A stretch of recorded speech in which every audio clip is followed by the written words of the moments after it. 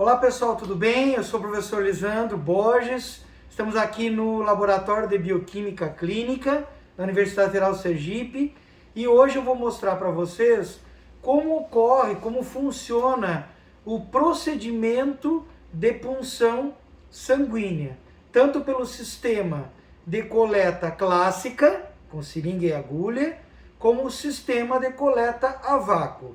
No caso agora a gente vai demonstrar o sistema clássico usando seringa e agulha. Primeiramente, então, a gente tem que estar portando os EPIs, no caso a touca, a máscara, o jaleco, e após a lavagem das mãos, que eu já fiz, vamos calçar a luva. É obrigatório o uso de luva na punção sanguínea. Protege você e protege também a pessoa que vai ser puncionada. Ah, mas um acidente perfuro-cortante vai acabar perfurando a luva. Sim, isso pode acontecer, mas a luva ela protege contra infecções dérmicas, por exemplo, infecções fúngicas, ou você com uma lesão sanguinolenta que pode contaminar o teu paciente ou vice-versa. Então a luva ela serve como uma proteção sua e para o paciente. Então calçamos a luva e agora vamos conversar com o paciente e explicar, fazendo duas perguntas e explicando o procedimento. Olá, tudo bom? Olá. Como é o seu nome? Marina. Sempre pergunte o nome do paciente e confirme na sua requisição se é a paciente que você irá coletar.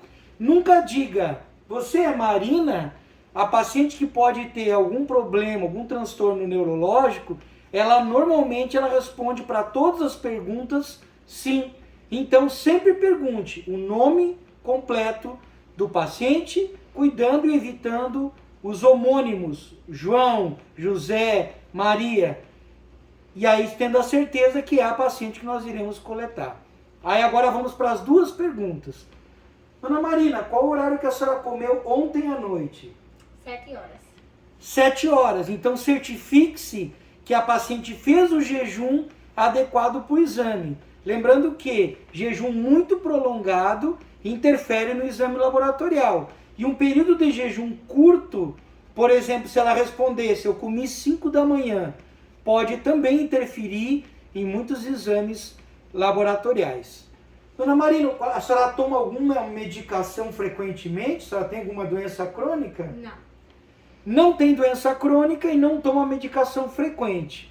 Caso a resposta fosse positiva, é obrigação da pessoa que está coletando anotar o nome da medicação e qual a posologia, pois pode haver interferência dos medicamentos no exame que será analisado. E agora a gente parte para a explicação do que vai acontecer. Dona Marina, a gente vai fazer uma coleta sanguínea na senhora, tá? Fique bem calma, tranquila. Se a senhora não se sentir bem, me avise, que aí a gente para o procedimento e vai ver o que está acontecendo. Tudo bem? Tá bom.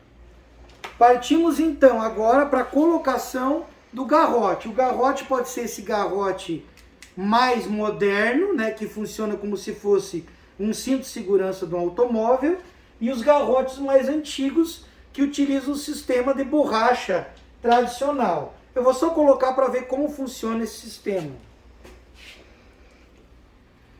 Colocamos o aparato de plástico aqui e ele vai fixar, então, o objetivo do garroteamento é manter uma êxtase sanguínea, ou seja, o sangue ele vai tentar forçar para ir para o braço, vai vir até a extremidade e vai acabar ficando retido parcialmente nessa porção.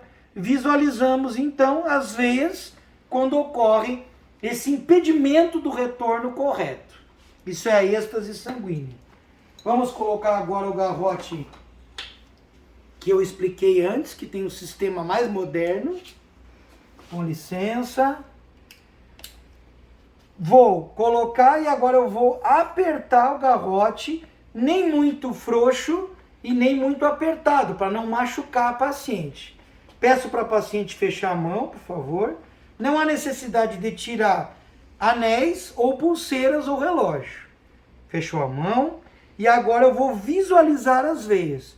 Caso nesse braço as veias não estejam visíveis e nem palpáveis, eu vou para o outro braço. Caso continue não sendo visível ou palpável, eu posso pedir para a paciente baixar a mão e fazer esse movimento. Por favor. Ótimo. Vejam que a gente consegue visualizar bem melhor. Então, deste lado, a veia que passa nessa lateral é a veia... Vocês lembram o nome? Essa é uma pergunta importante que cai em muitos concursos. Então, eu tenho a veia mediana, tá aqui no meio. Aqui por dentro, eu tenho a veia basílica. E aqui eu tenho a cefálica. Cefálica, que está próximo do encéfalo. Então, cefálica, mediana e basílica. Tudo bem? Nós vamos exatamente aqui na cefálica.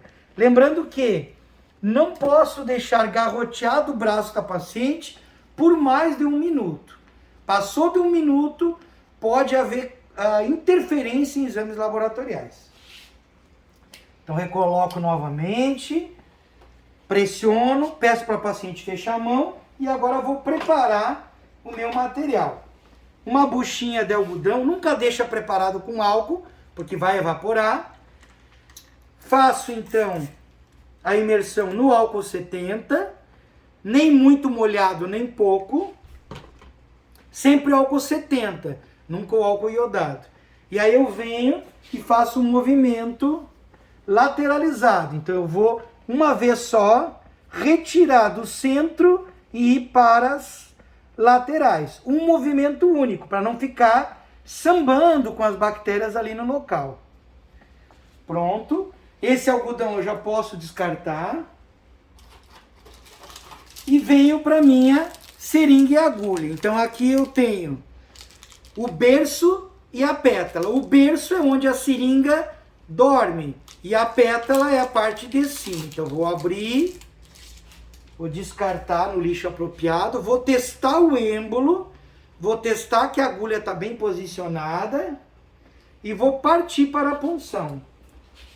Sempre o bisel, que é a parte onde tem o orifício, ele é voltado para mim, para cima. Vou posicionar no braço e na veia da paciente e vou introduzir. Nem muito, nem pouco. Notem que o canhão ele vai molhar de sangue, observando então que o sangue começa a fluir dentro da minha seringa. Importante, não empurra a agulha para não transfixar a veia nem machucar a paciente. Coletei o volume adequado, venho até aqui, só coloco o algodão por cima sem apertar, solto o garrote, peço para a paciente abrir a mão, abra a mão por favor, e por último, retiro a agulha. Nesse momento é o momento mais crucial. O sangue que está aqui começa a coagular. Então a paciente ela deve apertar em forma de alicate, mão por baixo, essa outra mão por baixo e o dedão em cima. Perfeito. Quanto tempo?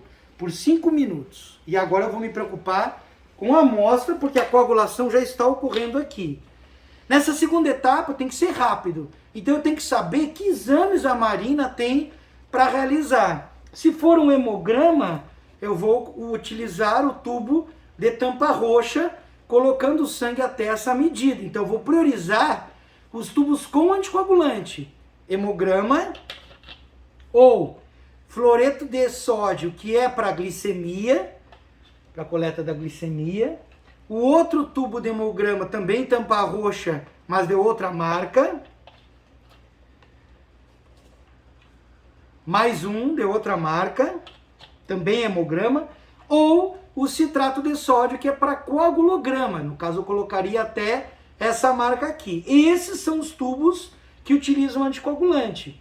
No caso da bioquímica e da imunologia, nós utilizamos os tubos de tampa amarela com gel separador ou de tampa vermelha com gel separador. E aí, nesse caso, eu vou transfixar o tubo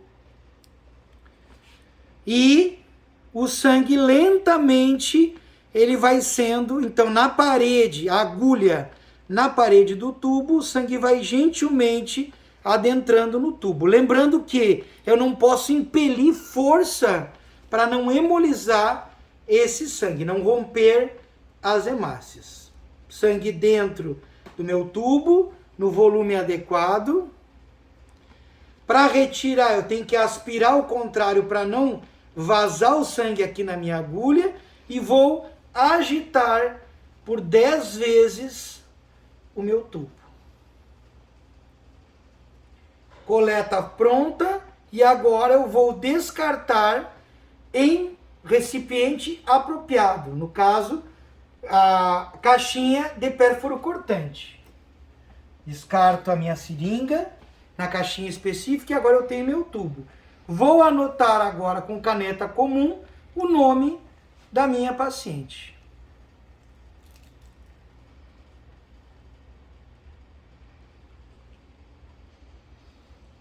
Marina do quê? Dos Santos Barreto. Marina dos Santos. Pronto. Então, anotado no tubo o nome da paciente, aí eu vou verificar a situação da minha paciente, colocando curativo específico no local. Vou fazer a pergunta para a paciente. A senhora está se sentindo bem? Sim. Está tonta? Está tranquila? Tranquila.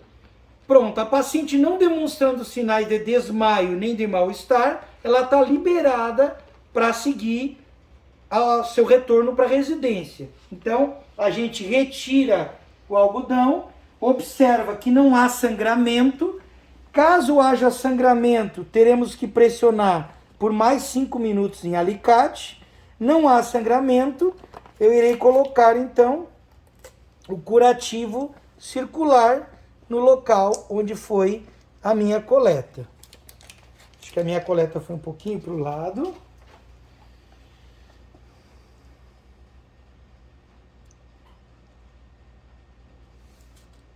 Aqui, ó, agora sim. Agora está correto. Certifique se você vai colocar o curativo no local correto. Colocando o curativo, não há sinal de sangramento, a paciente já está liberada para o retorno à sua residência. Importante também lembrar que temos também o sistema a vácuo de coleta, que utiliza esse adaptador. Seringa não utiliza-se no vácuo, então o sistema a vácuo utiliza esse adaptador e agulhas de 2 calibres. A agulha de cor preta e a agulha de cor verde. A de cor verde é 25/8, é maior o calibre.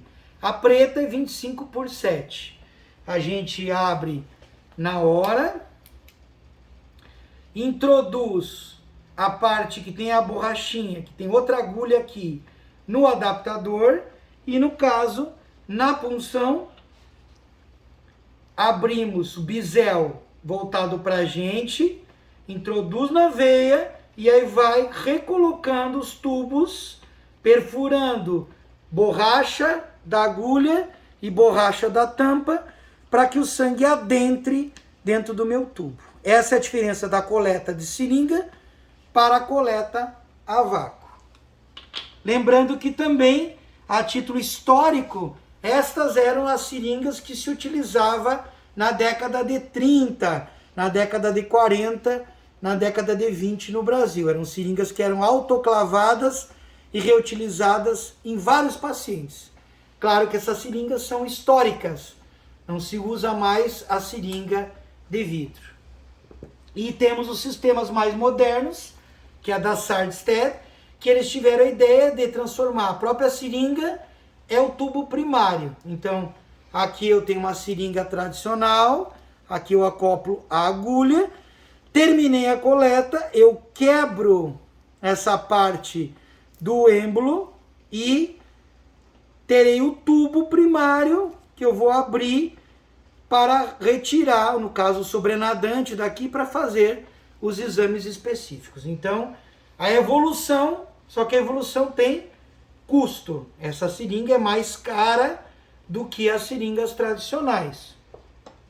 Temos também na coleta clássica o sistema da BD, por exemplo, que dá mais proteção ao coletador.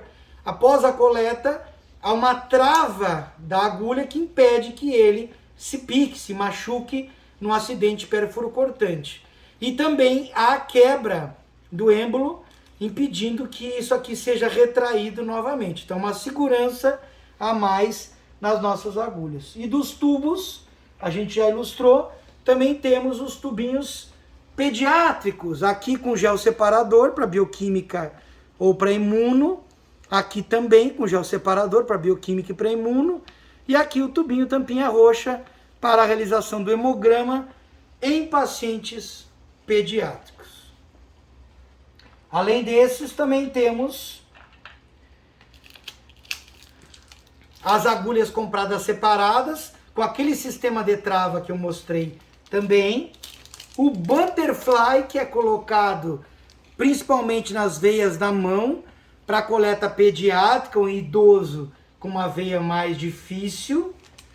E aqui, só para ilustrar, o tamanho de uma agulha utilizada para anestesia espinhal, a famosa peridural. Olha o tamanho da agulha utilizada em blocos cirúrgicos. Então, essas foram as peculiaridades da coleta. E sempre seguir nosso protocolo para coleta. Para você fazer uma prova prática, temos que seguir os passos exatamente como eu fiz ali. Esses passos são obrigatórios para padronizar a coleta dentro do seu laboratório ou dentro do seu ambulatório ou da sua clínica. Esses passos devem ser seguidos por todos os que fazem coleta no Brasil e em todo o mundo. Espero que vocês tenham gostado muito do vídeo. Um grande abraço e até o nosso próximo vídeo.